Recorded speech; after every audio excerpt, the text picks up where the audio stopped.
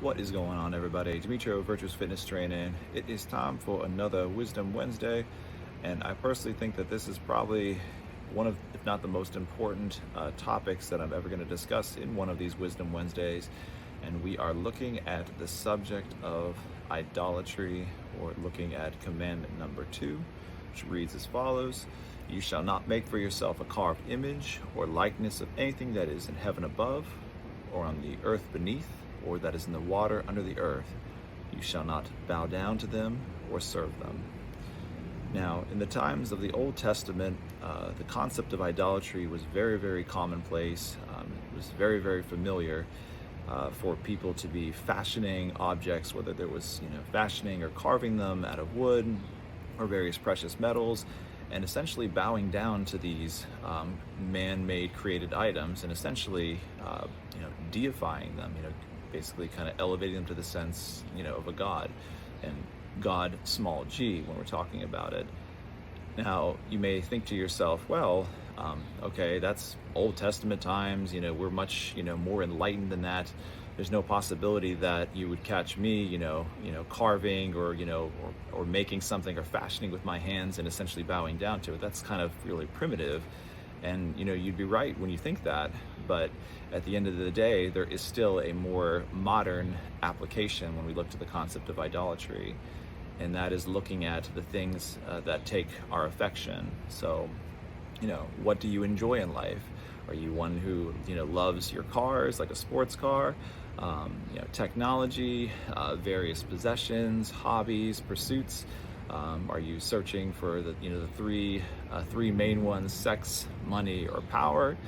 Now, again, these things that I listed are not inherently bad, but the question is, when we look at these things, are we elevating them to an unhealthy level? That's ultimately what the challenge is, and we're reducing God in the process. So let's take money for example. Money is not inherently a bad thing.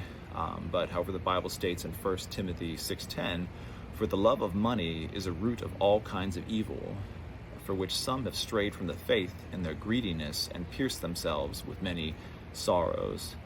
So again, idolatry is when mankind creates something that can either replace God or end up reducing him. So we have to look and examine, where ultimately our affections lie.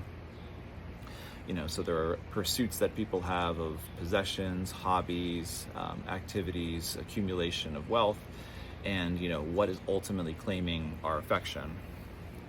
So mankind, by its very nature, was created with the purpose of worshiping. God created us with the purpose of, worshiping him. But the question is, at the end of the day, what are we worshiping? Are we worshiping created things, or are we actually worshiping the creator who made these things at the end of the day? So an amazing quote that I think is really based on, our society, is based off the fact that, we are inherently very, very busy. We live in a very, very fast-paced lifestyle. And, if Satan ultimately can't make us bad, he can make us busy.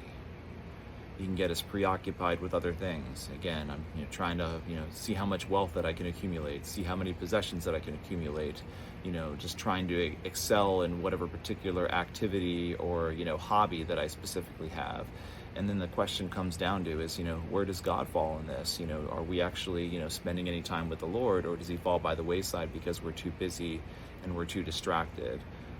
So this is something that, again, is very, very challenging. And even though it's, again, easy to look back at the Old Testament and look at, the more primitive version of idolatry with, carved images, metals, and worshiping that. But now we need to really examine and see, ultimately, where do our affections lie? Are we bowing down, to all of our different hobbies, our activities, our wealth? Are we elevating them essentially above God? So, friends, I encourage you, at the end of the day, don't focus on things that are temporal and storing up possessions.